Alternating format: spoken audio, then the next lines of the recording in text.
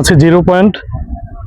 দেখেন পিছনে লেখা আছে শিলিগুড়ি, দার্জিলিং, ট্যাঙ্গর, ধন্যবাদ, সিসিকিম, ভুটানের থিম্পু, কাঠমান্ডু, নেপাল। আমরা পঞ্চগড়ে ঘুরতে আসছিলাম। তো পঞ্চগড় এটা হলো 0 পয়েন্ট। দেখুন এটা একটা উপজেলা, সামনে বিজেপি পোস্ট আছে এবং বিজেপিরা এখানে চেক করার পরে মানুষকে ঢুকতে দেয়। আমার পিছনে 0 পয়েন্ট, অনেক সুন্দর একটি জায়গা, আসলে চমৎকার। দেখতেছেন আসলে এখানে ঘুরতে আসলে মন ভালো হয়ে যাবে, তখনই মন চায় ঘুরতে আসবেন। পিছনে সুন্দর একটা কমপ্লেক্স নির্মাণ করছে, অনেক সুন্দর জায়গা।